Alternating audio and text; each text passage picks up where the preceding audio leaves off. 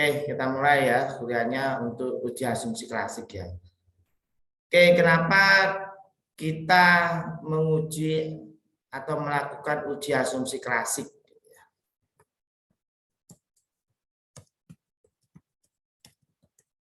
Uji asumsi klasik itu juga bisa disebut uji parametrik. Kenapa dilakukan uji parametrik? Karena yang kita bahas adalah regresi linear berganda. Regresi linear berganda sendiri itu salah satu regresi yang bersifat parametrik. Jika regresi itu bersifat parametrik, maka wajib dilakukan uji asumsi klasik. Nah, yang apa, yang mana, bagaimana uji asumsi klasik itu dilakukan? Banyak yang ini ya, banyak yang istilahnya bukan salah pengertian ya, istilahnya asumsi yang diuji atau pengertian atau objeknya salah target gitu ya yang diuji. Sebenarnya pengujiannya sudah benar, cuma apa yang diinterpretasikan berbeda dengan apa yang diuji. Itu kebanyakan, bukan kebanyakan, beberapa ada yang seperti itu. Jadi sebenarnya kan kita punya regresi itu seperti ini ya. Kita punya di sini itu Y sebagai variabel dependennya, sedangkan X sebagai variabel independennya. Kemarin kita punya 7 variabel independen. Nah, ini berarti kalau Anda sampai N, ini persamaan atau model secara universalnya ya. Model secara universalnya. Terus titik 3 ini mengisyaratkan selanjutnya sampai ke N.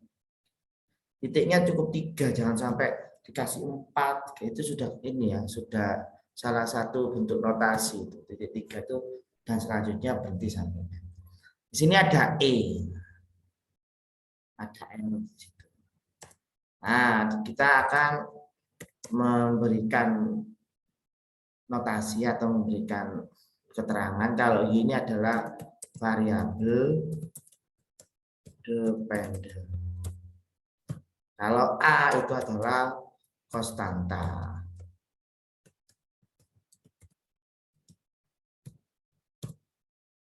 B sendiri itu adalah, kalau kita B1 gini, koefisien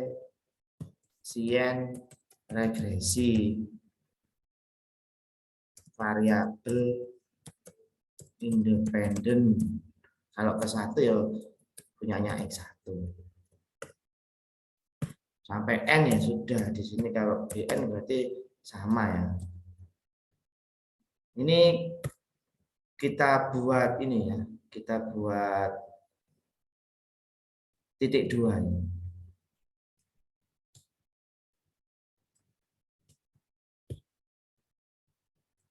Biar kita terbiasa. Koefisien regresi variabel independen ke N. Ini ke 1. Titik 1. Ini ke N.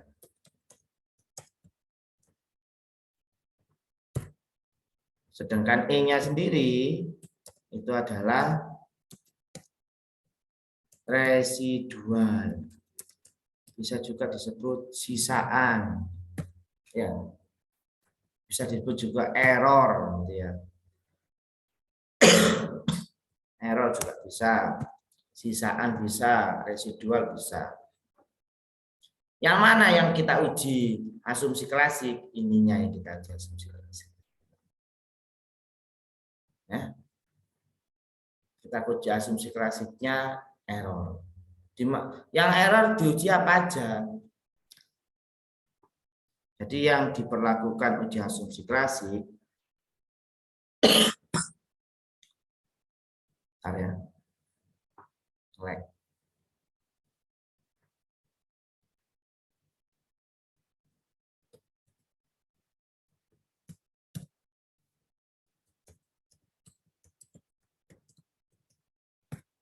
Yang pertama kita uji normalitas.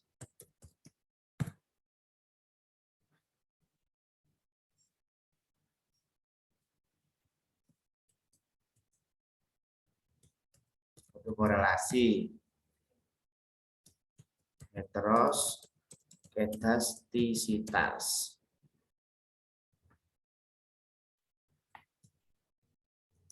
Multikolinear. Nah, normalitas, autokorelasi, heteroskedastisitas. Baca gitu ya. Heteros, wakofnya apa ini berhentinya di sini. Kedastisitas itu. Biar Anda enggak ribet untuk menyebutkannya. Multikoleritas. Ini yang kita uji errornya, kuning, sama-sama kuning. Jadi residual diuji normalitasnya, autokorelasinya, heteroskedastisitasnya. Sedangkan multikoleritas ini untuk menguji hubungan antar variabel independen yang kuat atau tidak. Terjadi multikoleritas jika apa? Nanti kita pakai ukuran VIF sama ukuran toleransi. Sekarang kita bahas tentang normalitas. Apa sih normalitas itu?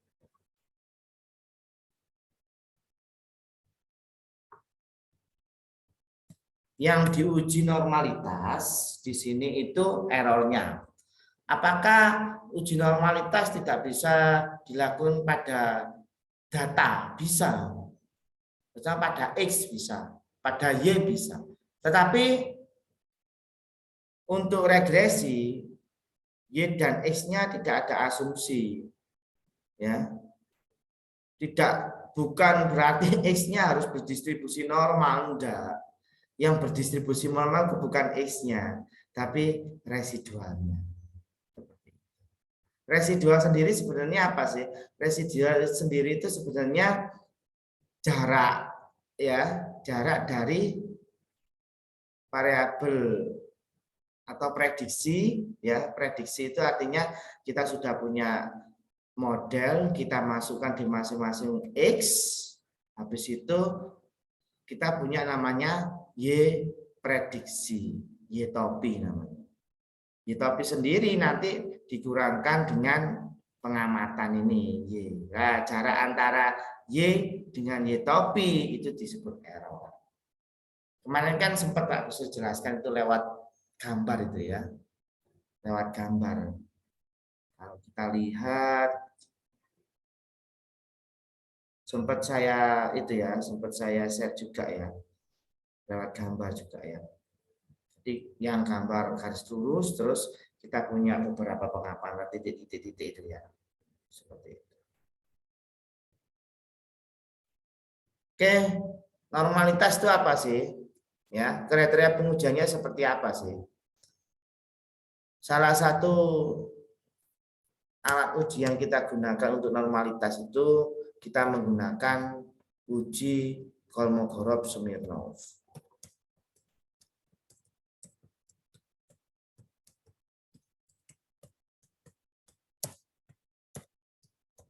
Ada juga,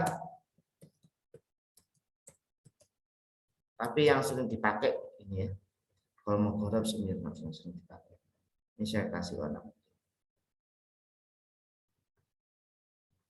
Sedangkan hipotesisnya terbentuk seperti apa? Hipotesisnya yang terbentuk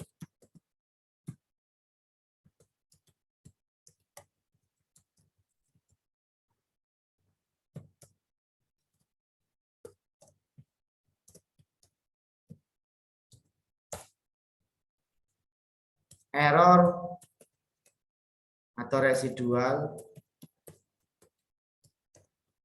berdistribusi normal.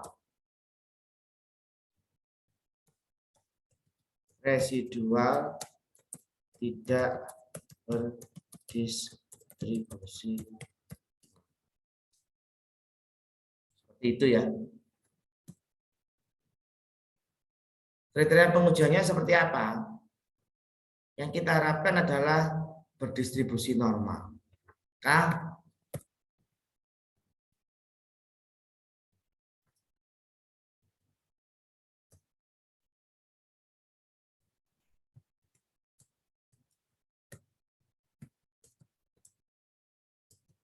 residual berdistribusi normal jika nilai p-value atau signifikansi ya.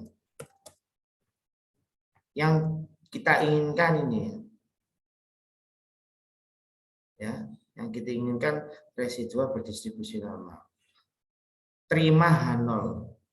Secara universal tolak H0 jika p-value kurang dari 0,05. Maka kalau yang kita inginkan terima H0 residual berdistribusi normal, maka p-value harus lebih besar sama dengan. Anda bisa menggunakan kayak gini, atau Anda bisa menggunakan di insert ini ya. Lebih besar sama dengan.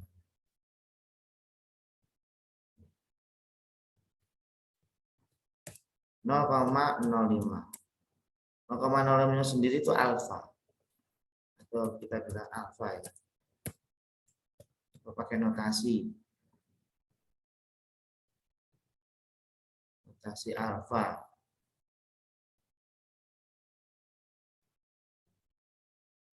Nih ya, kalau kita klik gini keluar. Jadi Anda pada waktu klik equation, Anda ingin tahu beberapa itu silakan dibiarkan kayak gini ya. Ingin tahu. Jadi selama ini Anda mempelajari sigma yang Anda pelajari di SMA itu ini sigma ya. Ini sigma ya. Ini sigma. Kita juga punya sigma juga di sini.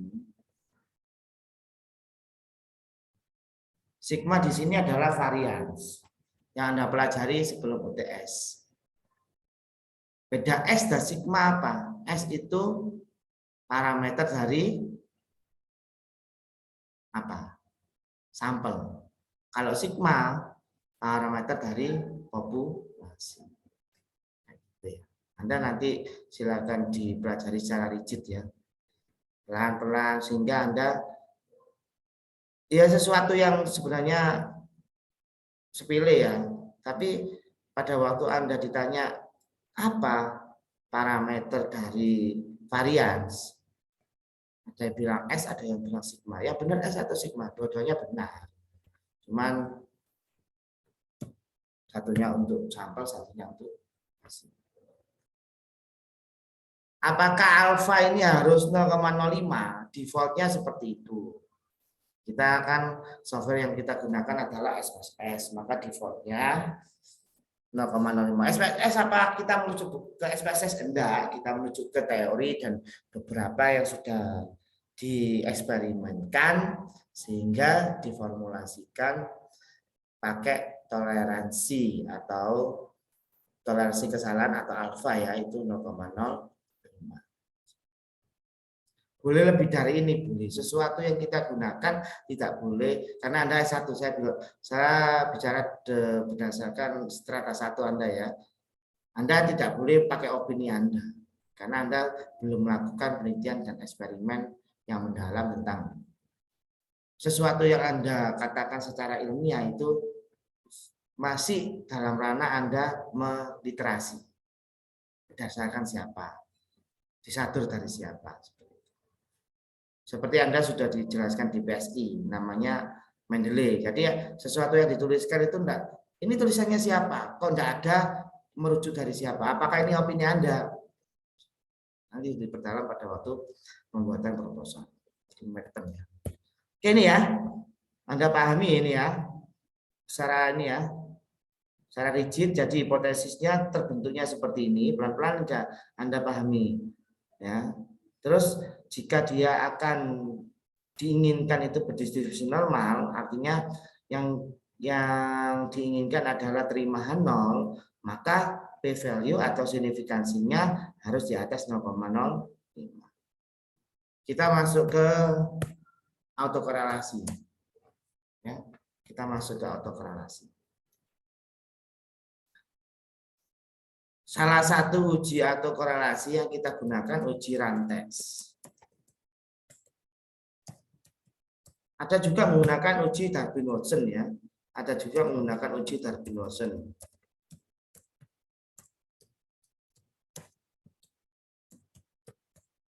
Habis ini mencoba untuk tidak menggunakan ini ya, tapi kalau Anda mau menggunakan silakan.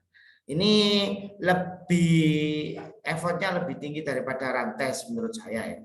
Karena di Darwin-Watson itu terbagi menjadi 3 kriteria. Ya, yang satunya itu mengalami autokorelasi, yang satunya tidak dapat ditentukan, yang satunya tidak mengalami autokorelasi. Terpaksa nanti kita akan mengalami dan tidak. Nah, ya. Kriteria yang kedua itu disamarkan ke arah yang selanjutnya atau sebaliknya seperti itu ya. Jadi kalau cut-nya itu kan yang kita inginkan kan tidak mengalami autokorelasi, maka cut-nya itu tidak mengalami atau mengalami.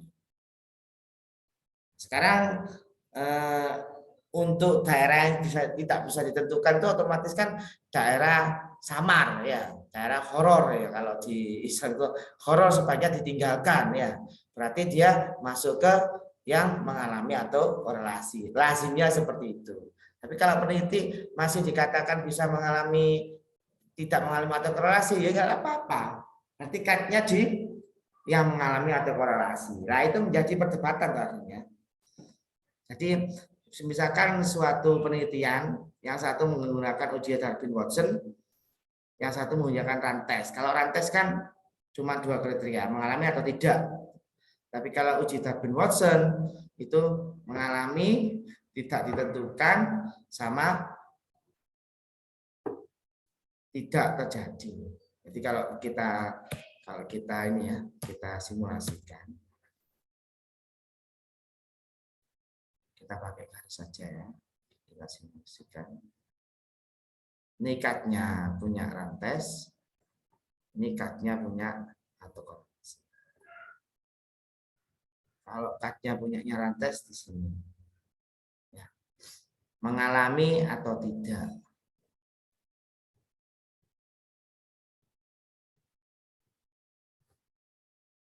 Ya,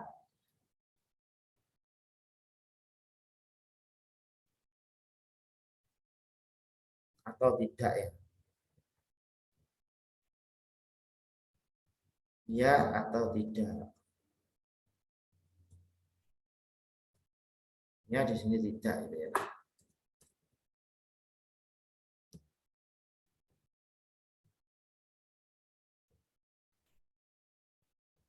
Yes or no aja ya.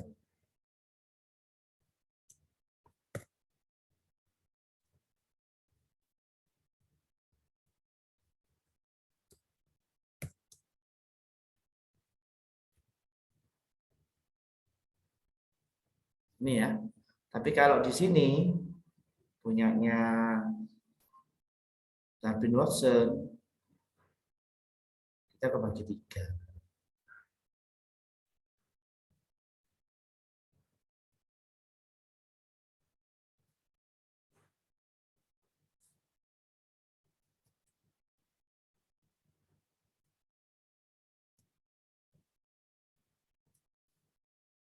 Ini tidak dapat ditentukan. Daerah abu-abu ya, daerah green. Abu ya, tidak dapat ditentukan.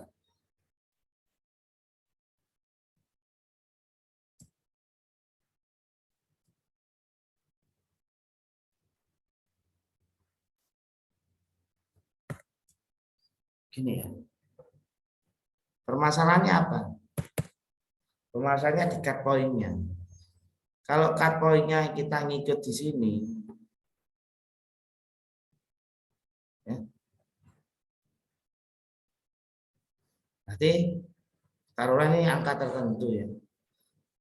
Berarti ini terjadi di sini tidak. Jadi kita kebagi menjadi Daerahnya seperti ini dan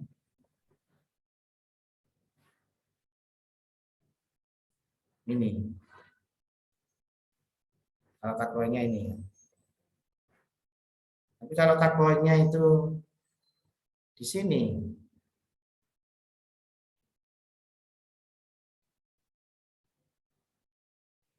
maka kita juga punya daerah yang berbeda. Ini sama di sini. Yang jadi masalah, kalau nilainya berada di sini, maka nanti ada dua keputusan dengan dua peneliti yang berbeda. Jadi peneliti pakai cut ini, itu dia menyatakan tidak terjadi. Tapi kalau kita punya cut ini, dia menyatakan terjadi. Dan ini kan kalau pakai cut ini kan ini tidak terjadi, ini terjadi. Ini terjadi, ini tidak terjadi. Ya, tapi kalau pakai cut ini maka di sini terjadi, di sini tidak terjadi. Yang jadi masalah kan kalau angkanya di sini. Kalau angka jatuhnya di sini, maka kalau pakai cut point ini maka dia ikut tidak terjadi. Tapi kalau peneliti satunya pakai cut point di sini, ikutnya terjadi. Jadi satu data mempunyai dua kesimpulan karena sudut pandang berbeda. Seperti itu. Kalau ini kan autokorelasi, ini pun justifikasi dari peneliti ya. Dia pakai cut point di sini dan cut point di sini tidak ada yang salah. Karena itu daerah abu-abu. Daerah abu-abu itu bisa dikatakan tidak apa-apa atau misalkan tidak boleh. Gitu. Seperti Anda juga, kalau Anda menentukan misalkan hukumnya ini haram atau tidak, itu abu-abu. Ya, seperti rokok itu ya, misalkan rokok itu ada haram, ada tidak. Apakah dua-duanya, apakah salah satu salah? Belum bisa ditentukan itu daerah abu-abu. Tergantung Anda pakai literasi yang mana. Ini tidak bisa menyalahkan kalau masih ada literasinya. Seperti itu. Jadi kita mencoba untuk dari sisi statistik sendiri kita juga mempelajari keberagaman. Ya. Jadi tidak asal menyalahkan. Ada literasinya, oke dilanjutkan. Kalau tidak, coba Anda menentukan ini berdasarkan apa? Gak bisa menentukan hanya sekedar, oh saya pengennya seperti itu. Enggak boleh. Oke, ini ya. Sekarang yang Pak Bisri coba untuk sarankan, kita pakai uji rantes. Jadi hipotesis dari uji rantes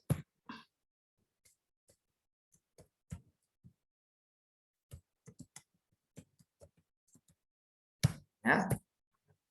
Hipotesisnya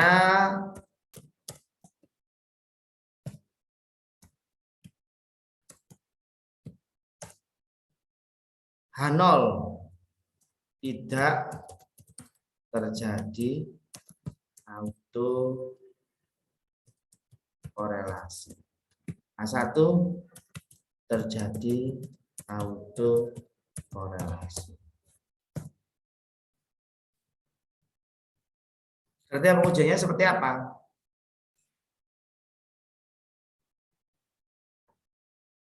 Kembali lagi, yang kita inginkan kan tidak terjadi. Ya, kalau normalitas yang kita inginkan berdistribusi normal. Sedangkan ini yang kita inginkan tidak terjadi. Tidak terjadi, dia di H0. Hipotesisnya di H0. Maka kita bisa membuat hipotesis tidak terjadi autokorelasi jika sama, karena sama-sama di posisi H0 yang diinginkan.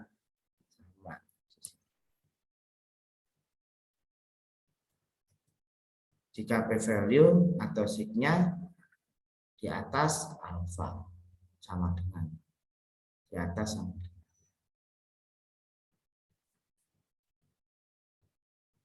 Oke, itu autokorelasi. Sekarang yang ketiga, heteroskedastisitas. Heteroskedastisitas. Salah satu ujinya kita pakai uji Gratzer. Uji Gleiser itu apa sih? Apakah pakai hipotesis? Gimana kriteria pengujiannya?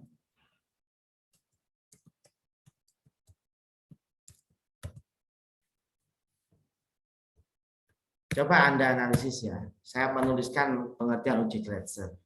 Uji Gleiser itu sebenarnya langsung di kriteria pengujian di sini gitu ya. Jika ya, Anda nanti akan bisa sebenarnya butuh hipotesis enggak sih gitu. Jika nilai P value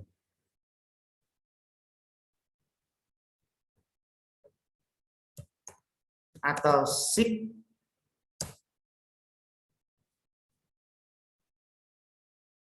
kurang dari 0,05, maka tidak terjadi heteroskedastisitas. Kata-kata ini yang sering dipakai.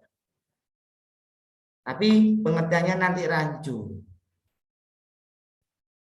Karena yang diinginkan itu ada kata-kata di sini, semua. Kan ya, saya kasih penekanan di sini. Jika semua nilai P value atau sig, nah di sini biasanya ditulis uji T. Jika uji T aja itu ambigu. Uji T-nya siapa? Nah di sini ada keterangan di sini. Hasil regresi absolut residual dengan variabel independen. Penekanannya di sini.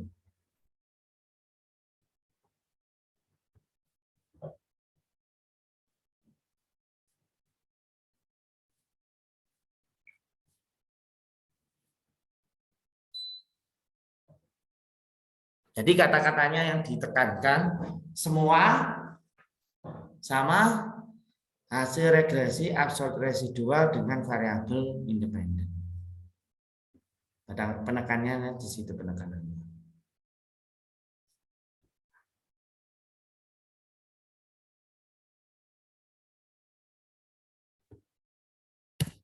Jadi kalau dilihat dari kriteria pengujiannya, kita tidak butuh hipotesis.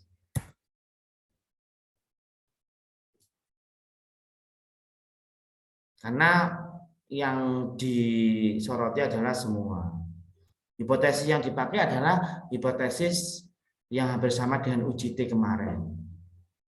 Tapi secara spesifikasinya untuk uji heteroskedasitas kita sebenarnya nggak butuh uji pembentukan hipotesis ya sebenarnya. Karena kriteria pengujinya seperti ini. Oke, salah satu uji yang kita gunakan adalah uji Gleiser ya. Sekarang yang terakhir adalah multikolinearitas. Linearitas kita asumsikan bersifat linear. Boleh diuji, boleh. Jika Anda sudah ada istilahnya backup atau istilahnya wawasan pakai regresi lain ya atau metode lain. Karena di kurikulum kita masih diberikan atau memakai hanya regresi linear, maka kita asumsikan sifat hubungan antara independen dan dependen bersifat linear. Jadi linearitas tidak kita uji. Multikolinitas sekarang. Multikolinitas itu hubungan dua variabel yang sangat erat ya. Yang sangat erat. Biasanya itu kalau di variabel-variabel ekonomi itu kalau kita lihat yang sangat erat itu pembentukan rasio keuangannya hampir sama. Misalkan return on asset, return on ekuitas. Di situ kan ada laba setelah pajak dibagi total aset, satunya laba setelah pajak dibagi total ekuitas. Di situ kalau dihubungkan yang Pak Bisri kemarin terangkan, multikolinialitas itu artinya sebenarnya dia ini ya, multi kan hubungan beberapa toh, sedangkan kolonialitas itu kita bisa dekatkan itu linear apa istilahnya, korelasi. Jadi yang dilihat di sini adalah korelasi dua variabel itu sangat kuat, maka dia terjadi yang namanya multikolonialitas. Kuatnya berapa? Berdasarkan yang kemarin kita pakai literasinya mengacu pada Gilbert ya, itu sangat kuat di atas 0,8. Itu terjadi kolonialitas. Kalau multi berarti variabel independennya banyak ya, yang dihubungkan dengan variabel dirinya. Jadi multi kolonialitas. Kalau satu biasanya nyebutnya kolonialitas. Kita pakai apa? VIF dan toleransi. Kriteria pengujian ini juga tidak membutuhkan hipotesis ya. Ini kita juga tidak membutuhkan hipotesis. VIF lebih dari 10. Ini terjadi multikolinialitas. Toleransi kurang dari 0,1 juga terjadi multikolonialitas.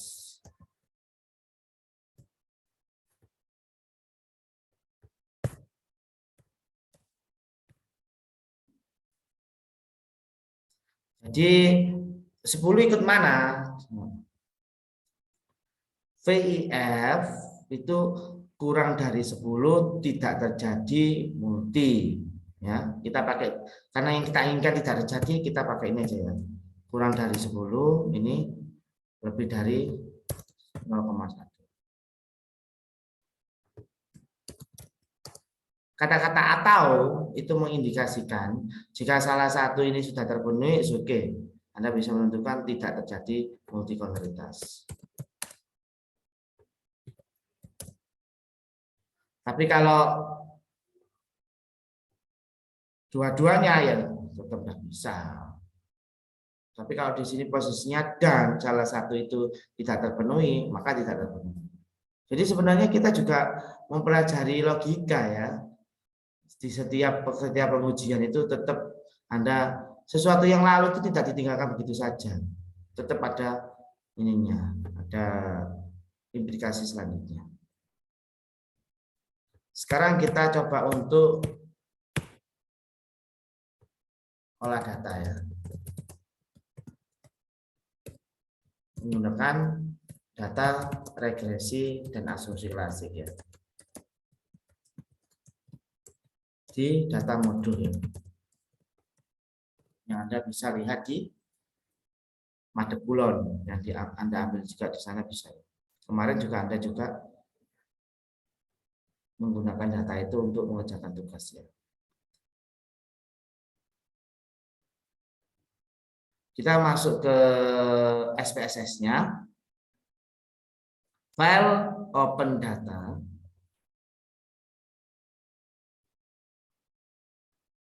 Data modul. Kita pilih regresi dan asumsi klasik. Kita oke.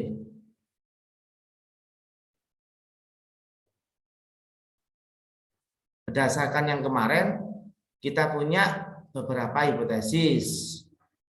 Ya, hipotesisnya ada 7 karena yang kita gunakan JR, der tato, Roe, SG sama per size ya. JR, der, tato, Roe, SG, per size sebagai variabel independen, sedangkan DPR-nya sebagai variabel dependen. Kita masukkan analyze regression linear. Anda masukkan di dependent. Anda masukkan di independent. Anda klik statistik. analisis deskriptif, partial, collinearity diagnostik, sama covarian. Di sini ada Darwin-Watson ini. Di sini juga ada case wise. Jadi nanti kalau memang tidak terpenuhi normalitasnya atau beberapa uji itu jelek, maka bisa di outlier. Outliernya bisa pakai case wise atau bisa pakai standardized, ukuran normalitas. Sedangkan Darwin-Watson sendiri itu ukuran autokorelasi. Anda bisa klik juga, walaupun tidak dipakai bisa dikeluarkan. Kalau case wise jangan diklik dulu. Setelah uji normalitas baru Anda gunakan case wise. Kalau mau ya enggak apa-apa sih kalau memang nanti tidak normalitas. Kalau habis itu biasanya tak lihat normalitasnya dulu. Oke ya. Ukuran case wise outlier ini atau istilahnya untuk melihat outlier. Ukurannya gimana? Kalau kita punya literatur dari Hare yang juga ada di, kalau Anda beli bukunya SPSS Profesor Imam Ghazali, salah satu literaturnya merujuk ke Hare dan kawan-kawan itu menunjukkan kalau datanya di bawah 40 maka outliernya pakai 2. Kalau antara 40 sampai 80 outliernya pakai 2,5. Jika datanya di atas 80 maka outliernya pakai 3. Defaultnya 3 karena diharapkan di regresi parametrik ini data yang digunakan itu minimal 100. Karena kenapa? Ada outlier, ada beberapa yang data yang harus dihilangkan untuk mendapatkan sesuatu yang diinginkan, yaitu blue. Artinya blue itu best linear unbiased estimation. Blue tercapai jika uji asumsi klasiknya semuanya terpenuhi. Jika salah satu tidak terpenuhi, apakah tidak layak? Layak tapi kurang bisa dipercaya. Model yang digeneralisir tadi seperti itu. Ya seperti penilaian lah. Seperti penilaian masih bisa, tapi tidak bisa jadi rujukan secara masif ya. Secara istilahnya masih ada yang lebih bagus lagi jika semua asumsi klasiknya terpenuhi. Jika benar-benar tidak terpenuhi semua, maka kita lihat hubungan antar variabel independen dengan variabel dependen.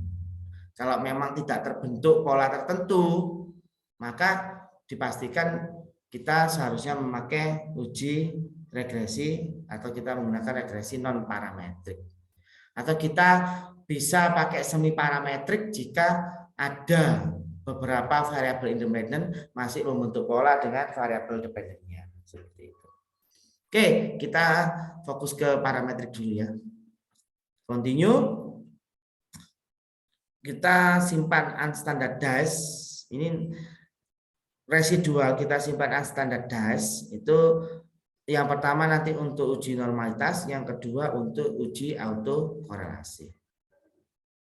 Kita continue ya. Terus kita oke. Jadi nanti ini kita punya berapa poin? Kita punya 7 poin dari sini ya. Selain kerangka pikir dan hipotesis ya. Kita punya 7 poin. Yang pertama nanti kita bisa membentuk persamaan regresi, kita bisa menginterpretasikan koefisien determinasi, uji hipotesis, partial correlation, sama uji kesesuaian model. Yang kemarin kita bahas ada 5 itu ya, wajib paham itu ya. Terus kita lanjutkan karena kita simpan tadi di sini unstandardized-nya residual, di sini nanti kita bisa uji autokorelasi dan normalitas. Sudah 7 poin ya. Kita sebenarnya punya berapa poin? 9 ya, kurang 2 poin. Pada waktu kita klik collinearity diagnostik, sebenarnya kita memunculkan uji multi collinearitas. Ya, kita memunculkan uji multi collinearitas. Kita sudah punya 8 poin. 1 poin yang terpisah itu nanti akan kita gunakan uji Glaser dengan cara kita membentuk absolute residual dulu. Absolute residual kita bentuk, itu berdasarkan yang sudah fix, ya, yang sudah fix nanti. Artinya yang sudah fix, Anda melakukan beberapa treatment sehingga modul itu dipastikan ya sudah modelnya digunakan. Model ini digunakan karena apa? Ya yang paling terbaik dari treatment, dari trial and error seperti itu. Oke, kita oke ya di sini. Kita lihat hasilnya. Kalau mau nyimpen langsung itu di file, jangan diklik salah satu gini ya. Kalau diklik salah satu gini nanti ini yang disimpan ini. File, export, Anda browse di sini. Hasil lat 2 ya.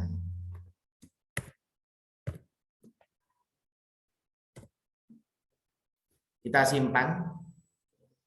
Terus kita oke ya. Kita lihat hasilnya di sini.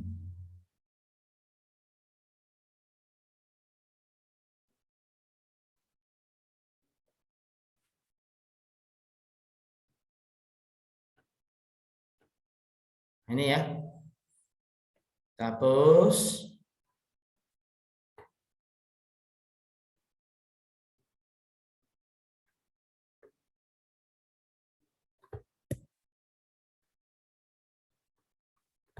Nih, silakan nanti diimplementasikan. Kemarin kan sudah sama ini ya. Korelasi juga ya. Korelasi kemarin Pak Bisri sudah terangkan kan? Di korelasi itu Anda bisa lihat di posisi segitiga atas atau segitiga bawah ya. Ini ya gini ya. Terus ini gini.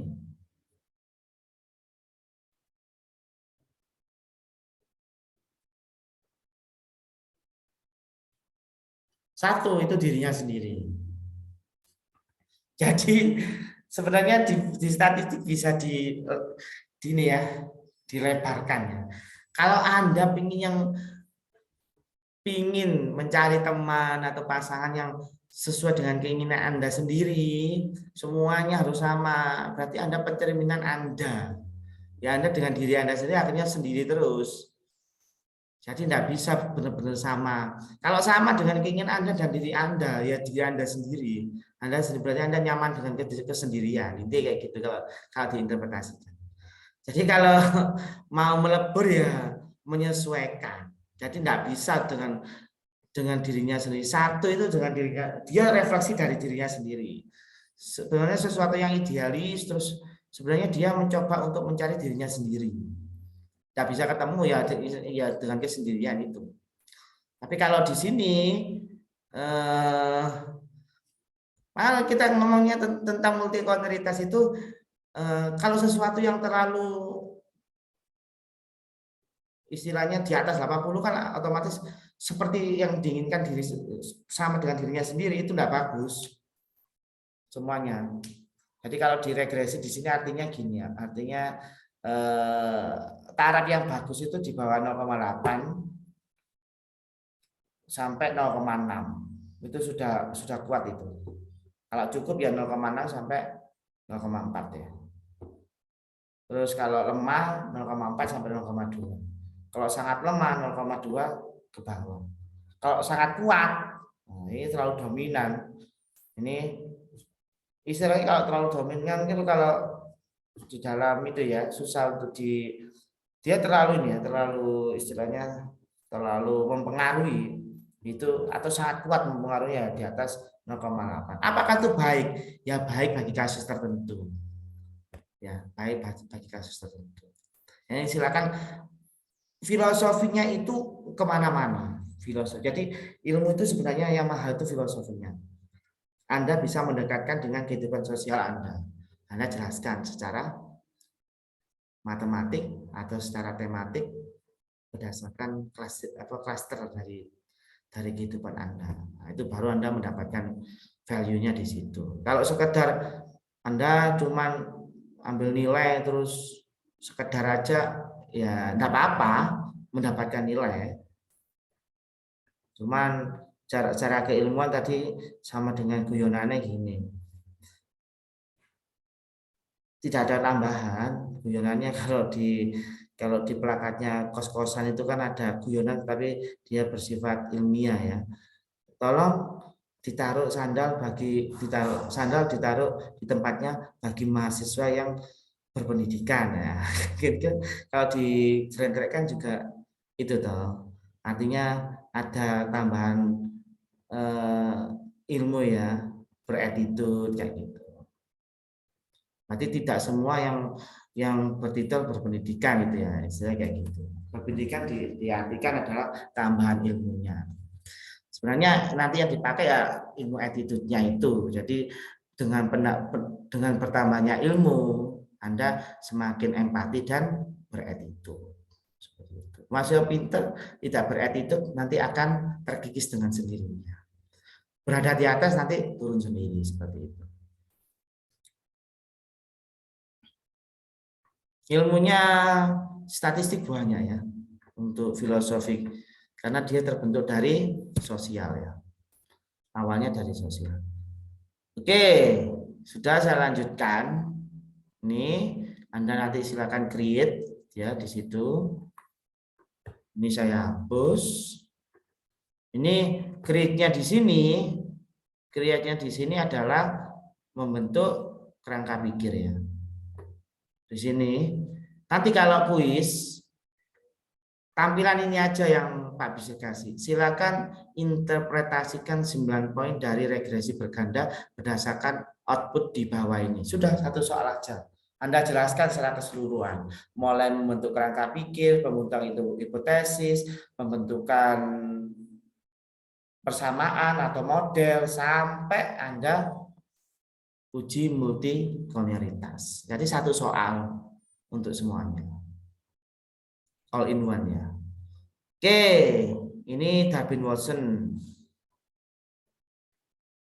Ini yang dipakai. Jika ini negatif, maka pakai R square. Karena secara perhitungan memang bisa negatif. Tapi kalau ini secara perhitungan tidak bisa negatif. Seperti itu. Dari sini kita juga bisa melihat siapa variabel dependen dan siapa variabel independen. Nah, bisa tekankan berkali-kali ini nanti ngaruhnya di uji heteroskedasitas ya. Tolong di notice ya. Oh, ini independennya di BR, independennya ini. Ini yang kita pakai ini. Juga bisa dipakai ini.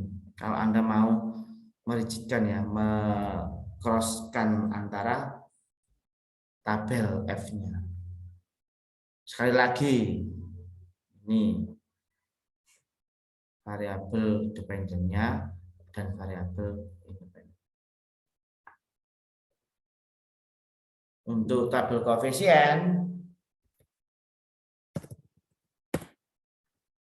kita bentuk di sini bentuk persamaannya uji T untuk hipotesis yang dua arah ya. Untuk uji hipotesis dua arah bisa pakai T, bisa pakai sig. Tapi untuk hipotesis satu arah hanya menggunakan T. Ya, saya notis di sini. Untuk uji hipotesis dua arah menggunakan nilai uji T atau sig. Kata-kata atau itu menunjukkan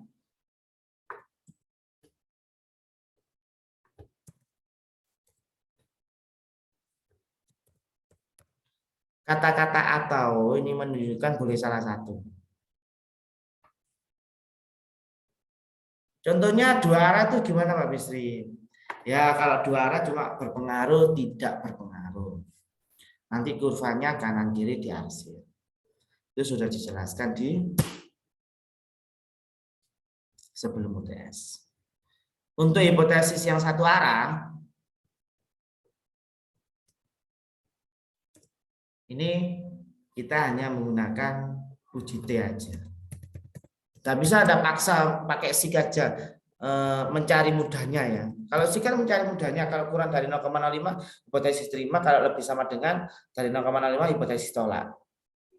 Tapi tidak berlaku, Pak, apakah selalu salah? Ada yang menyangkal seperti itu. Apakah selalu salah, Pak? Di dalam suatu definisi, satu kali dari percobaan, Anda mempunyai percobaan 10 atau 1000 atau 100, satu kali ada gagal, maka definisi itu gagal. Tidak jadi definisi, masih jadi teorema. Jadi kalau di matematik, kita punya aproksima, kita punya teorema, kita punya definisi. Level ketiga adalah definisi. Definisi itu sudah melalui eksperimen beberapa, sudah diuji dan dia konsisten. Jadi kalau kita bicara di ukuran, di statistik, dia sudah valid dan reliable. Dia sudah terukur dan konsisten. Itu definisi. Begitu gagal satu klik, itu menjadi teorema. Masih perlu pengujian lagi. Sampai beberapa diperbaiki.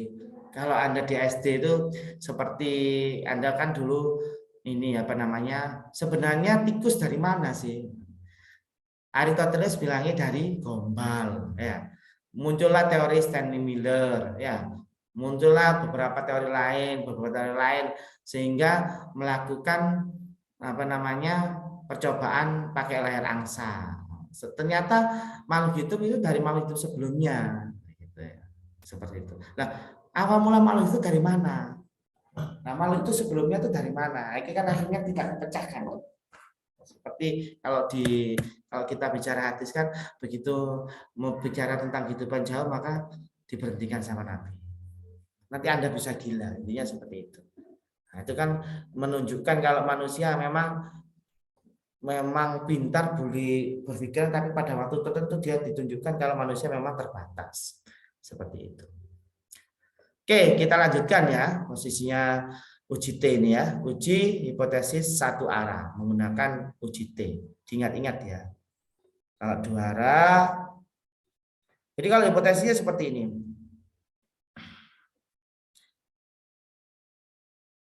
Profitabilitas dengan DPR ya. DPR rasio. Profitabilitas berpengaruh positif terhadap dividen PET ratio.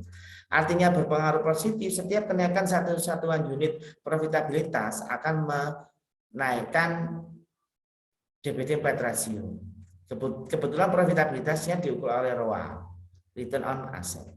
Jadi kenaikan satu unit artinya berdasarkan koefisien regresinya dia, kalau diganti satu dikalikan koefisien regresinya, maka DPR-nya juga naik berdasarkan satu unit itu dikalikan koefisien regresinya. Positif itu. Kalau turun ikut turun. Kalau negatif juga bisa. Kalau satunya turun, satunya naik. Seperti itu. Hipotesisnya juga misalkan ya, profitabilitas berpengaruh negatif. Itu berarti satu arah. Profitabilitas berpengaruh positif, berarti satu arah. Tapi profitabilitas berpengaruh, sudah itu aja, berarti dua arah. Boleh pakai uji T atau SIG. Tapi kalau satu arah, pakai uji T aja. Oke, saya lanjutkan. Ini multikontritas. Uji multikontritas. Kalau ini nilai parsial kemarin, yang Pak Bisri suruh bacakan. Sekali lagi DPR. Itu sudah tekankan berkali-kali ya. Nanti akan muncul perbedaannya di uji Petros case statistics. Ini sementara saya hapus ya. Bukan tidak berarti ya. Memang tidak kita interpretasikan.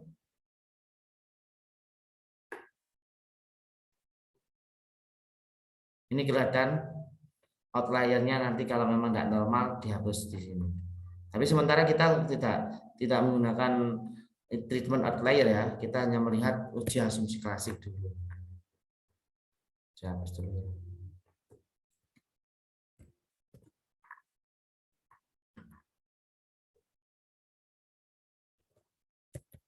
Tuh, nggak mau. Kita lakukan uji selanjutnya. Kita lakukan uji normalitas non parametrik, legasi, Kolmogorov-Smirnov. Saya ulang, analyze, non parametrik,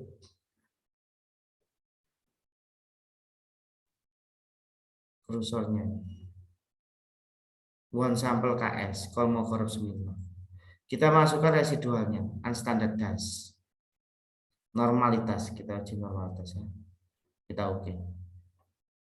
Kita pakai yang normalitas.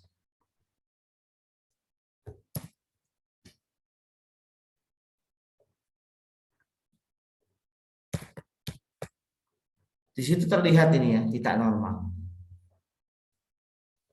Terlihat tidak normal. Nanti kita bahas satu persatu. Terlihat tidak normal. Kita lanjutkan.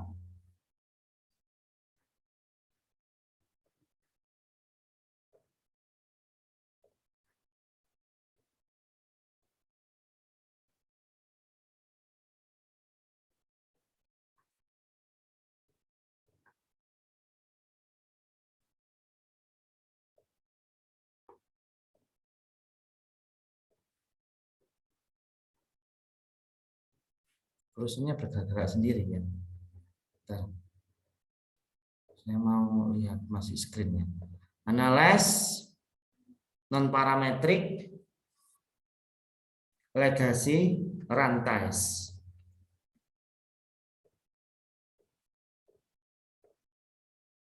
Kita gunakan uji rantaisnya ya. Ini.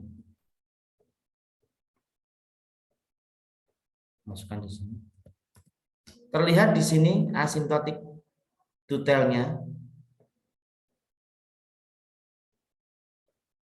Ini mungkin yang ditanyakan tadi asimptotik ya. Asimptotik yang di sini sifatnya simetri ya. Bukan asimptotik sifat dari itunya sendiri ya. Tutel ini ya. Tutel artinya tel itu arah ya, dua arah. Jadi kalau diuji hipotesis kan berpengaruh aja. Kalau di sini tadi Pak Busi sudah jelaskan toh, tidak terjadi atau terjadi. Kita punya 3 uji asumsi klasik yang sudah tercapai. Uji rantais, normalitas, multikonoritas. Kurang 1. Heteroskedastisitas. Transform, compute variable, kita tulis absolute residual. Kita masukkan absolute, ini kita klik all absolute, masukkan di sini, ya absolute residual. Kita oke. Nanti di Windows ini di kertas kerjanya muncul absolute residual. Pada waktu kita uji regresi tadi, kita muncul residual. Terus kita buat residualnya diabsolutkan. Artinya negatif tetap jadi positif. Baru kita uji analisis regression linear. Ini kita masukkan, disinilah kita riset ya. Disinilah perbedaannya, dependennya adalah absolute residual. Begitu dependennya absolute residual, maka dia bukan regresi, tapi uji heteroskedastisitas. Yang kita ambil hanya tabel koefisien aja.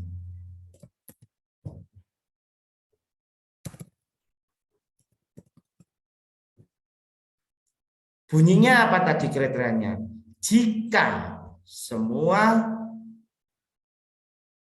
nilai signifikansi semua ya, sama lagi semua ini adalah salah satu yang sudah di bawah 0,05. Ada 3. Maka dia terjadi heteros. Kan kriteria pengujiannya jika semua nilai signifikansi uji T hasil dari regresi absolut residual dengan variabel independennya kurang dari 0,05. Ya, kurang dari 0,05. Ini yang kurang cuma berapa? Cuman ini doang kan? Sedangkan 1, 2, 3, 4 dia lebih dari itu. Maka dia terjadi heteroskedastisitas.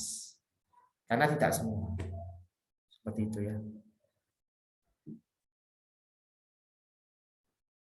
Oke, kita bentuk kesimpulan di sini. Untuk uji asumsi klasik. Sebenarnya Anda bisa buat tabel ya. Kalau bisa, kalau Pak Bisri, Muhammad Bisri Effendi, ya Muhammad Bisri Effendi, terus, oke.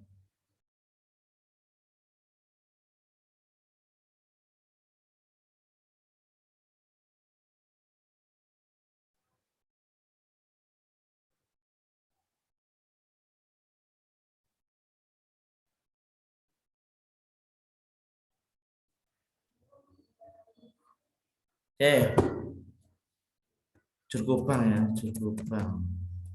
Oke, yang Jurkubang aja coba. Jurkubang ini ya, Omar ya. Nanti Anda buat seperti ini ya.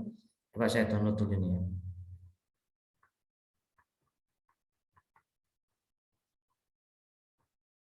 Anda buat bentuknya kayak gini. Ini bisa di copy kayak. Saya download dulu aja.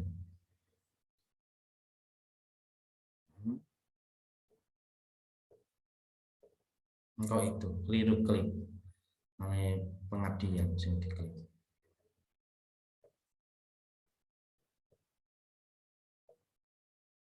Taruh mana tadi hasilnya?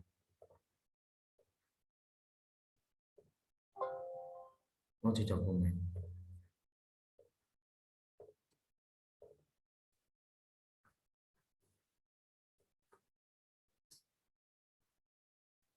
Ini ya.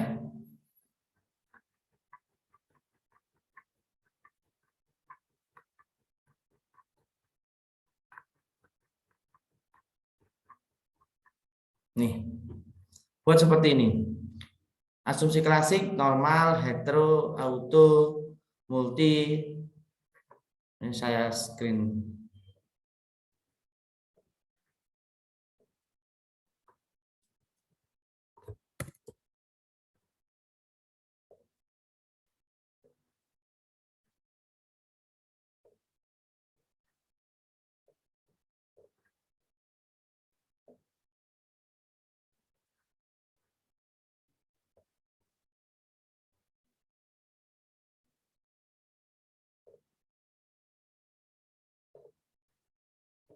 Begitu ya.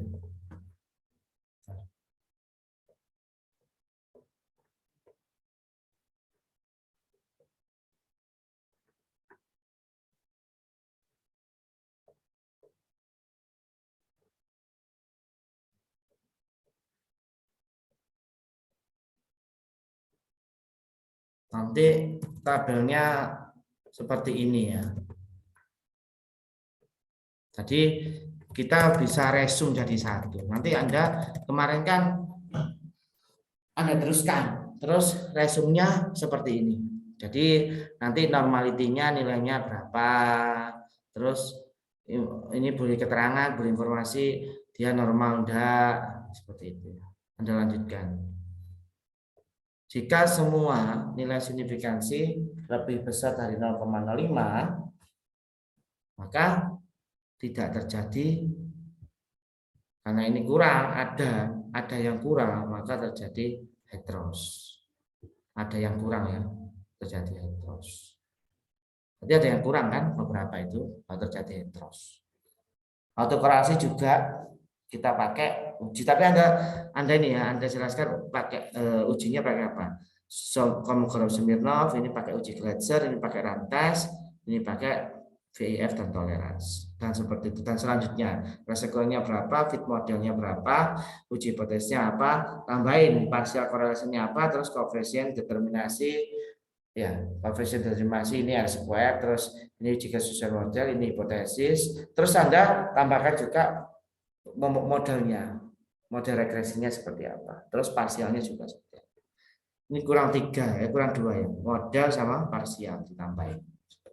Secara garis besar dibentuk seperti ini. Kalau ini tidak usah ini after outlier 5 kali, artinya Pak Bisi mencoba ini tidak memenuhi regresi linear. Saya outlier sebenarnya misalkan Anda punya data 100. Secara lazimnya outlier ya sesuai dengan toleransi Anda. Toleransi Anda yang Anda pakai kan 5%. Seharusnya outliernya ya 5%. Outliernya 5, Anda kan pakai toleransi 5%. Outliernya ya maksimal 5%. Berarti kalau 100 maksimalnya 5%, berarti dihilangkan 5. Jika tidak jika lebih dari 5 itu sebenarnya Anda mencoba, sebenarnya toleransi kan bisa sampai 20%. Tapi 20% itu bukan untuk ekonomi, untuk sosial. 10% biasa juga untuk masih ranah sosial. Jadi sifat-sifat kuesioner yang underestimate, overestimate itu kan range-nya besar loh. Range-nya itu untuk ketepatan itu dikasih range besar karena rata-rata tidak tepat. Artinya tidak tepat kayak gini. Bukan tidak tepat dalam arti sesungguhnya ya. Manusia atau target, kalau misalkan ditanya gajimu berapa, mesti di Indonesia itu masih istilahnya saru itu sungkan untuk ditanyakan apa itu istilahnya. Ya tidak sebaiknya ditanyakan itu. Tapi kan karena ini kita harus mendapatkan informasi, kita pancing 10 juta, ya segitulah, gitu lah. Pernah saya bicarakan dengan masalah ya segitulah. Gitu. Padahal dia gaji 8 juta, ngomongnya 10 juta. Tapi kalau orang jauh kan 2 juta, 10 juta, ya enggak segitulah gitu toh. 5 juta ya hampir-hampir lah gitu toh. Ya bisa memberikan angka pasti secara eksak itu enggak. Rata-rata seperti itu. Nah, karena penelitian-penelitian yang sifatnya visioner kan dikasih rentang toleransi boleh sampai 20%. Boleh ya. Kalau toleransi semakin besar itu ya tergantung kasusnya. Tidak bisa kita pukul rata kebesaran toleransinya jelek ya, tidak bisa. Seperti itu. Itu case by case lah. Oke ya, sekarang dirisum ya. Ini terjadi heteros karena ada yang kurang dari 0,05. Karena ada. Ya. Saya nggak kembali lagi menerangkan kriteria kan sudah saya tuliskan. Terus Rantes kesimpulannya tidak terjadi auto.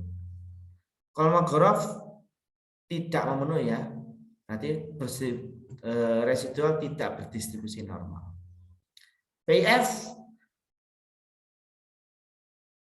tidak ada yang ini ya, berarti tidak terjadi multicollinearitas karena semua nilai toleransinya di atas 0,1 dan semua nilai VF-nya di bawah 10. Partial correlation kita bisa lihat di sini ya, partial correlation nilai terbesar itu adalah Rue. Maka yang paling berpengaruh menjelaskan DPR, yang paling berpengaruh terhadap DPR adalah return on ekuitas. Yang paling besar itu sebenarnya bisa dilihat dari parsial paling besar, ya, nilai partnya paling besar, ya. Terus bisa dilihat juga nilai signifikansinya paling kecil, nilai T-nya paling besar, dan nilai betanya juga paling besar. Jadi 5 komponen itu menjadi tolak ukur bahwa Rue itu yang paling berpengaruh terhadap DPR. Oke, sekarang kita coba bahas lagi. Siapakah yang berpengaruh? Sebelum menentukan yang paling berpengaruh, Tapi tadi kan dari bawah ke atas, harusnya dari atas ke bawah. Tapi saya kan sebenarnya menjelaskan asumsi klasiknya ya. Tapi asumsi klasiknya sudah tadi ya, sudah selesai. Sekarang kita coba untuk merigidkan ya. Tadi yang paling berpengaruh adalah Rui. Sekarang yang berpengaruh siapa? Yang berpengaruh adalah yang signya kurang dari 0,05. Jadi ada 3 yang berpengaruh. Jadi cara menginterpretasikannya, ini saya diklik.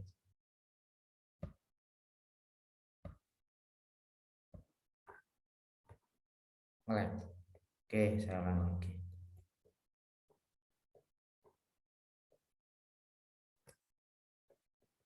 Nah, bisa. Ya sudah, kalau nggak bisa nggak apa. Jadi 0,05 saya simpan dulu aja ini.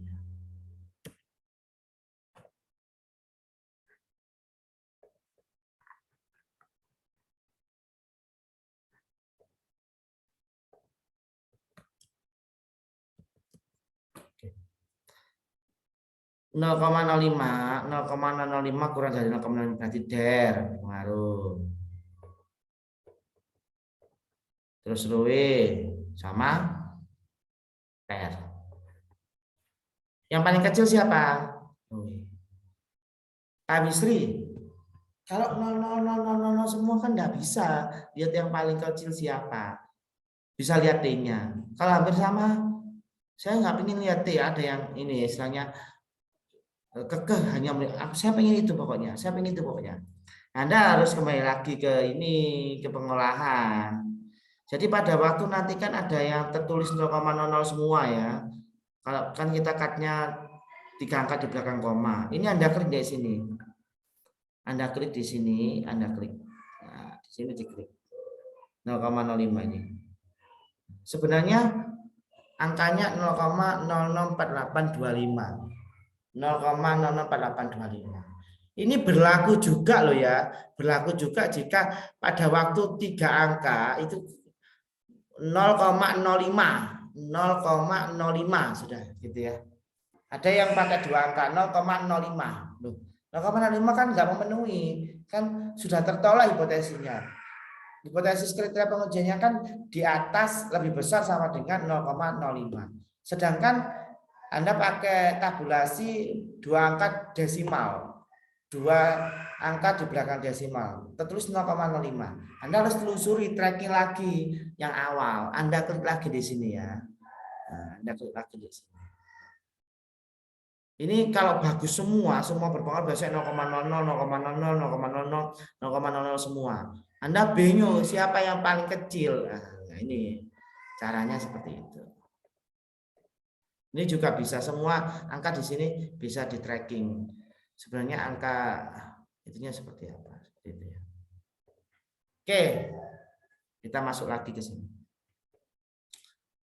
Ini pembentukan hipotesisnya ya. Interpretasinya gimana? Kemarin kan sempat saya skip dulu ya, Anda bisa menerangkan. Nah, ini saya terangkan ya. Anda bisa mencoba untuk menerangkan sendiri, untuk menulis sendiri, mengcreate sendiri. Sekarang kita bahas. Jadi angka negatif 0,008 itu kata negatif di sini itu menunjukkan dia pengaruhnya terhadap beta negatif. Ya.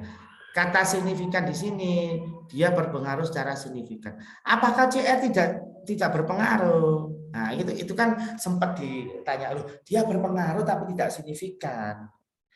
Kenapa tidak dimasukkan? Oh, tidak signifikan ya sudah, tidak usah dibahas.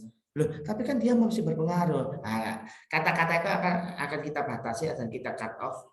Yang kita bahas, yang dikatakan berpengaruh di sini adalah yang berpengaruh secara signifikan. Tapi kalau di apa? Kalau di tracking atau di breakdown lagi, semua sesuatu yang dimasukkan itu pasti berpengaruh. Pasti. Anda mempunyai 30 ya. Anda mempunyai 31 di kelas Anda. Semuanya berinteraksi, berarti semuanya berpengaruh sebenarnya. Tetapi yang intens, yang signifikan itu siapa? Hanya 1, 2, 3. Nah, yang dibahas yang itu, yang lainnya berpengaruh tapi sekedar aja. Hanya sebagai faktor pelengkap. Nah, gitu. Seperti itu. Nah ya, saya publish garis bawah ya. Yang dikatakan berpengaruh yang berpengaruh secara signifikan. Yang dimana Anda sudah menentukan kriterianya. Pakai alfanya 5%, maka di bawah 0,05 dia berpengaruh. Ada der, roe, dan per.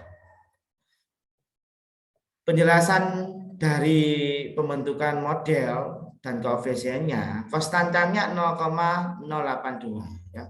Ini versi macam-macam ya. Anda boleh literasi di mana-mana yang menurut Anda memang di literasi itu memang istilahnya bagus, jurnalnya bagus, bukunya bagus kayak gitu ya. Saya meneliterasi dari salah satu buku ini ya, Hair ya, punyanya Hair. Juga ada punya beberapa ya, kalau desain itu biasanya bisa pakai punyanya Bulan ya. Untuk menginterpretasikan konstanta kalau 0,082 bisa diinterpretasikan seperti ini ya. Jika semua variabel independen dianggap konstan, semua ya, artinya semuanya tidak ada. Semua dianggap nol, tidak berpengaruh. Dianggap konstan itu ya tidak berpengaruh, dianggap tidak ada. Maka nilai DPR tetap 0,082. Anda packaging dengan kata-kata yang bagus. Saya langsung ke poinnya aja. Terus CR, ya, jika kalau CR negatif 0,008, berarti jika negatif maka dia ini nah apa namanya berlawanan toh. Berarti interpretasinya setiap kenaikan satu unit CR, ya, setiap kenaikan satuan unit CR maka akan menurunkan DPR sebesar ini, koefisien berapa? 0,008 dengan asumsi variabel independen selain CR dianggap konstan. Ini sebenarnya kita merujuk di matematik sebenarnya. Emang merujuknya di matematik 3 plus 4x. Kalau x-nya 3, maka y-nya berapa? Gitu toh. 3 12 kali 15. Nah, kalau saya punya y sama dengan 3 plus 4x1 plus x1-nya sebagai ini ya, sebagai apa?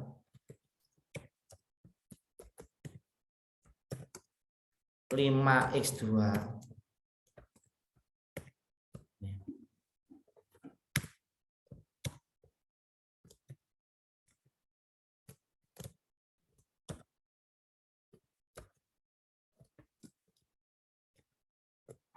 Kalau x1-nya itu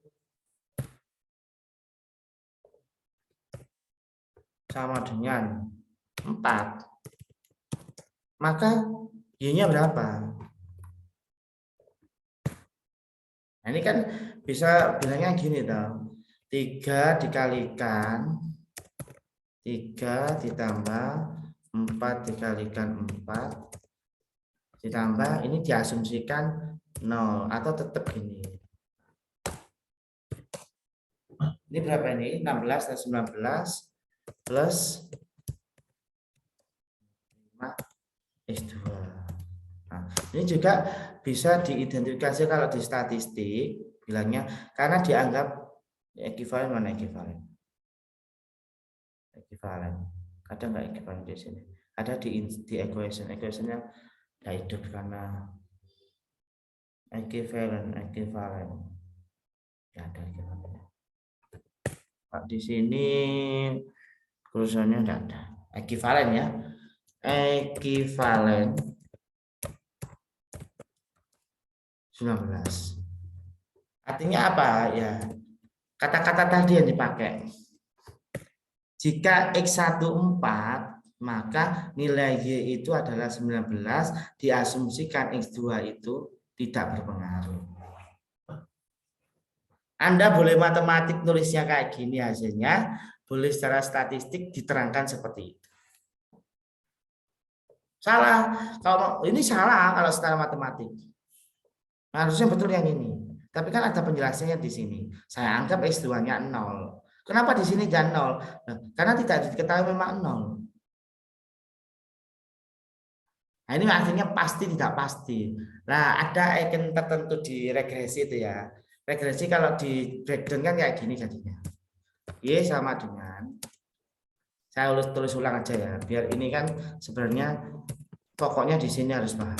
0,008 X1 CR ya. Ditambah negatif 0,075 der ditambah 0,061 ditambah 0,458 Rui ditambah 0,06006 ya SG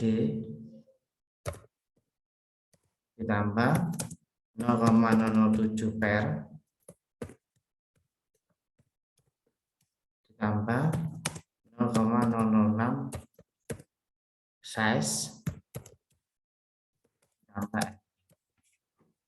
Kata-kata ini kan juga bisa dipleset, bukan ya, artinya kita punya sesuatu jargon ya. Jadi istilah gini, regresi itu memastikan sesuatu yang tidak pasti. Ya, kenapa memastikan sesuatu yang tidak pasti? Kita memastikan dengan cara membentuk model dengan penuh ketidakpastian, karena di sini ada error. Nah, ini kan dimainkan di situnya. Jadi kalau BMKG ngomong gini, 99% Surabaya hari ini berawan dan hujan ringan. Terus masyarakat komplain, loh, Surabaya hari ini katanya hujan ringan dan mendung atau berawan. Nyatanya panas sekali sampai 37 derajat atau sampai 40 seperti di Dubai gitu misalnya. Seperti di padang pasir ya. Anda pernah ke sana mungkin ya. Ada yang pernah ke sana, keluar gini aja sudah seperti di sauna itu ya, masuk lagi kayak gitu ya. Jadi kalau tapi di sana Pak putih-putih orangnya ya, karena tidak ada yang keluar seperti wisata kuliner. Jarang ya. Kayak di Surabaya wisata kuliner gitu ya. Uang sore aja, malam sore ya, sore aja masih 37 ya. Itu waktu-waktu itu ya, bukan waktu panas, waktu dingin. Nggak tahu bisa sampai 45 Pak ya. Seperti apa. Jadi nggak bisa disalahkan juga BMKG. Kenapa? Loh, itu kan 99%, saya pakai error. Apa tingkat kesalahannya 1%. Jadi yang terjadi ya 1%. Jadi kata-kata itu bisa dibuat di sini. Jadi memastikan sesuatu yang tidak pasti dengan penuh ketidakpastian karena ada error di sini. Di matematik tidak ada. Di matematik saklek ya, tidak ada di sini di matematik. Jadi kalau di matematik ya sudah, kalau enggak kayak gini salah. Tapi kalau di statistik pembuat model tidak bisa disalahkan. Yang terjadi errornya itu di luar kendali kita. Karena ada faktor lain yang ternyata walaupun dia tidak terlalu signifikan pada suatu case tertentu atau waktu tertentu dia bisa mengubah segalanya. Nah, itu kan terjadi juga atau orang-orang ekonom, istilahnya orang-orang ekonomi, orang-orang statistikawan ya, membentuk model suatu pertumbuhan ekonomi di suatu daerah. Sudah ditreatment atau sudah berdasarkan data masa lalu yang panjang sampai 10 tahun di tracking, terus dibuat model ya, ditabulasi. Hanya gara-gara regulasi semua model itu nggak kepake. Nah, itu susahnya. Jadi susahnya pembuatan model sudah sesuai dengan sesuai dengan grafik atau sesuai dengan tabulasi data lalu dan dibuat model, tetapi model itu akan kalah dengan regulasi. Kalau sudah regulasi model nggak bisa dipakai. Nah, di mana itu regulasi kan nggak masuk di variabel yang mempengaruhi itu, tetapi istilahnya regulasi itu bisa-bisa 10 tahunan, bisa-bisa waktunya atau nggak menentu. Tapi sesuatu yang tidak menentu dan menurut peneliti itu juga ya kata besar kadang kecil ya pengaruhnya. Dia bisa mengubah semua tatanan yang sudah dibuat gara-gara regulasi seperti itu. Ya, itu susahnya pembuatan model karena berbenturan dengan regulasi seperti itu. Oke ya. Satu lagi contohnya tato. Jadi kalau ini positif, kalau negatif, saya ulang lagi ya. Kan sebenarnya cuma tiga ini ya, 3 poin. Kalau ini 0,082 artinya jika semua variabel independen dianggap konstan, maka nilai Y-nya atau nilai DPR-nya tetap 0,082. Kalau negatif berarti setiap kenaikan satu-satunya CR akan menurunkan nilai DPR sebesar koefisiennya ini 0,008. Dengan asumsi variabel independen selain CR dianggap konstan. Seperti ini tadi ya. Terus kalau DER ini negatif juga. Nah, saya interpretasikan hampir sama dengan CR. Kalau tato 0,061 positif. Berarti setiap kenaikan satu unit tato akan menaikkan. Jadi kalau ini setiap kenaikan akan menurunkan karena negatif di sini. Kalau ini setiap kenaikan akan menaikkan. DPR sebesar 0,061 dengan asumsi variabel independen selain tato dianggap konstan. Oke, seperti itu ya. Kalau tidak ada itu, ya interpretasinya itu kurang pas. Ya, kalau tiba-tiba kita kasih 1, kata-kata dengan asumsi tadi harus tetap dimasukkan. Oke ya, sudah itu untuk pembentukannya. Ini uji hipotesisnya kan sudah kemarin toh. Dia 0,00 kurang dari 0,05 maka dia untuk uji kesesuaian modelnya memenuhi ya. Model fit mampu menjelaskan variability atau hubungan atau pengaruh antara variabel independen terhadap variabel dependent. ADSR sekuarnya 0,357 lemah ya. Kita pakai Guilford ya. Ini berada di skema atau berada di range 0,2 sampai 0,4, berarti lemah. Kalau kuat 0, kalau cukup 0,4 sampai 0,6, kalau kuat 0,6 sampai 0,8, di atas 0,8 sangat kuat ya. Oke, ini pembentukan kerangka bikinnya. Oke, ada yang tanyakan kira-kira untuk penjelasan hari ini? Silakan. Silakan yang tanya. Saya rasa pretestnya ya. Tadi Pak.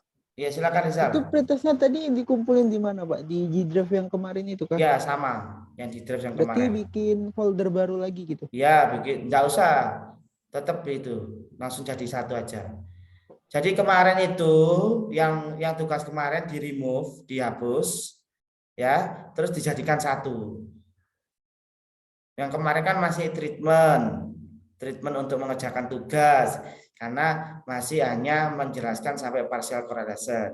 Secara lengkapnya kan harus diuji asumsi klasik, maka dijadikan satu di yang kemarin itu Anda merger dengan yang hari ini. Jadi lengkap seperti artikel atau seperti tulisan Anda, di mana Anda menjelaskan secara detail masing-masing pengertian itu, pembentukan kerangka sampai menjelaskan uji asumsi klasik. Di mana kemarin pretestnya itu ya masuk di tugas toh, itu untuk menjelaskannya. Pretest hari ini juga masuk di tugas untuk menjelaskannya. Jadi kalau nanti Pak Bisri estimasi ada sekitar 10 lembar ya, 10 lembar. Di situ sudah menjelaskan gimana regresi berganda, gimana istilahnya apa tadi koefisien determinasi, gimana masing-masing itu sebelum Anda menguji kan Anda menjelaskan dulu toh, seperti ini contohnya.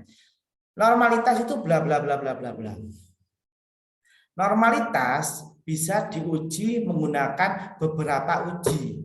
Ini Pak Bisri juga menjelaskan gimana Anda menulis bab 2 di skripsi dan menulis bab 3 untuk operasional definisi operasional variabel di bab 3 ya. Jadi kalau di bab 2, misalkan Anda ngomong profitabilitas, ya di bab 2, di tinjauan pustaka. Profitabilitas adalah arus kas bla bla bla bla bla bla bla, menjelaskan profitabilitas berhenti. Profitabilitas bisa diukur oleh ROA, ROE, NIM, OPM, macam-macam ya, ada sekitar 7 sampai 8. Yes.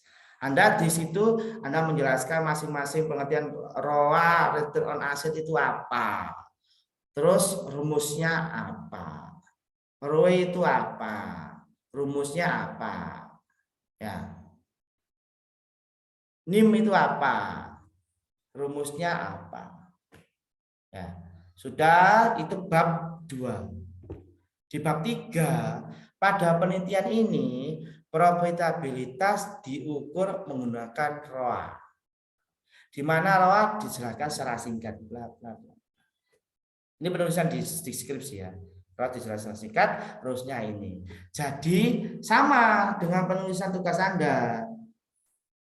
Seperti autokorelasi. Autokorelasi itu bisa diukur lewat salah satu pengukurannya bisa pakai Darwin-Watson, jelaskan gimana. Bisa pakai autokorelasinya pakai Rantes, jelaskan gimana. Baru nanti di pengolahannya dalam penelitian ini atau dalam tugas ini atau dalam Anda mengolah ini untuk uji asumsi klasisnya, Anda menggunakan uji Rantes. Jadi Anda bisa ini ya, bisa misalnya wawasan Anda itu tidak hanya Rantes atau enggak. Jadi sebenarnya banyak uji yang Anda ketahui ya, dan Anda mampu menjelaskan dengan rigid, dengan masif ya, dengan jelas, jangan asal-asal. Boleh ambil tapi di packaging ulang yang bagus. Ini loh ujinya kayak gini. Nah, tapi saya ambil cuma ini aja. Saya pakai ini maksud saya pakai ini. Paham ya? Untuk deadline-nya itu kapan, Pak? Untuk deadline-nya sebelum kelas praktika biasanya. Sebelum hari Jumat. Berarti H-1 itu ya, Pak? Enggak, hari H aja sebelum kita ketemu Sebelum di jam 6.15 itu ya, Pak? Iya, sebelum kita ketemu di jam 6.15. Itu sudah Anda masukkan di situ. Oke, yang lain ada yang tanyakan kira-kira? Ini, Pak, ada yang minta file dokumennya yang ini, Pak. Enggak Apakah usah. boleh? Nanti videonya saya share aja. Gitu ya. Ini habis ini kan kemarin saya convert kan bisa ini saya convert nanti saya itu. Kemarin itu ya. Itu kemarin saya lihat tidak dipelajari secara detail ya. Saya sudah itu kan. Nanti coba semuanya ya. Semuanya dipelajari secara detail ya. Sama itu ya. Di like and subscribe ya. Saya lihat tidak ada yang subscribe sama like dan mungkin itunya Anda lah ya. Tapi Anda juga tidak mempelajari itu loh. Saya lihat tidak dilihat, cuma nontonnya cuma berapa, berarti tidak dipelajari. Harus dipelajari itu. Dan Anda nanti di UTS mungkin Anda mengerjakannya tak suruh video. Seperti anak PSI kemarin ya. Itu kan anak PSI karena saya melihat beberapa kok ya gitulah gitu ya. Ya sudahlah biar mereka apa yang sudah didapatkan memang ada nilai tambahnya, tak suruh buat lagi pakai video. Jadi kalau pakai video memang mengerjakan, bukan Jadi nanti ngumpul noe kuisnya itu pakai video ya. Jadi saya kasih waktu, makanya Anda latihan nanti ya. Anda benar-benar ngerjakno ya. Anda tak kasih waktu, wis waktunya 1,5 jam ya sudah. Anda bukan berarti mau video ndak. Anda Pak masuk Zoom-nya Anda sendiri ya, enggak usah connect dengan siapa-siapa. Nanti Anda record, Anda kerjakan. Ini saya kan dapat Anda kerjakan. Habis itu ya sampai habis. Terus selesai. Yang dokumen Word-nya Anda kirim, videonya juga Anda masukkan drive. Nanti juga sama pada waktu UAS juga seperti itu. Jadi masif Anda kerjakan. bukan mencari atau menunggu dari teman Anda. Seperti itu. Pak Bisim, nilainya jelek Pak nanti? Enggak. Nilai itu belakangan, pasti bagus lah. Saya tidak pernah memberikan nilai jelek. Cuma effort Anda untuk menjadi bisa itu yang saya tekankan seperti itu. Saya tidak memperberat atau mensulit Anda, enggak. Cuma apa yang seharusnya didapatkan, Anda bisa mendapatkannya. Oke, silakan. Yang mau tanya semua on cam dulu. 10 menit, habis itu kita berakhir. 5 menit aja. Silakan yang mau ditanyakan. Silakan yang mau ditanyakan apa? Kira-kira. Arjun mau kan sudah boleh tak celuk. Kalau singilin Arjun dah. Arjun? Loh, sih gak ada. Arjun? Rizal, Arjun sudah kamu WA tak? Arjun kemana Zal? Belum Pak. Tadi kan soalnya saya zoomnya pakai HP jadi belum sempat. Masa Arjun pingsan Zal? Nggak tahu lagi Pak. Oke, ada yang tanyakan kira-kira sebelum saya akhiri? Mbak siapa? Mbak Miftahur. Miftahur lana wedok sih. Hah? Cowok, Pak. Miftahur. Paham tak Miftahur? Iya, Pak. Apa yang ada yang tanyakan, Mif? Masih itu Kak, Pak. Masih apa? Mendalami ya, Pak. Mendalami. Oh, ya, satu lagi. Barusan on cam. Sofia, Sof ada yang tanyakan, Sof? Belum, Pak. Belum. Oke, kalau nggak ada yang tanyakan, untuk sementara untuk kelas teori saya close hari ini ya. Nanti tolong ya dilihat itu ya. Ini kan saya latihan juga tuh, latihan.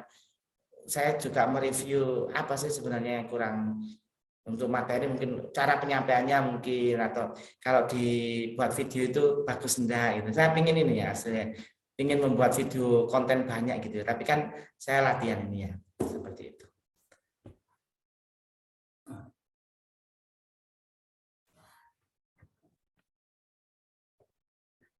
Oke ya, saya akhiri. Selamat siang. Assalamualaikum warahmatullahi wabarakatuh. Waalaikumsalam warahmatullahi wabarakatuh. Waalaikumsalam. Terima kasih, Pak. Terima kasih, Pak.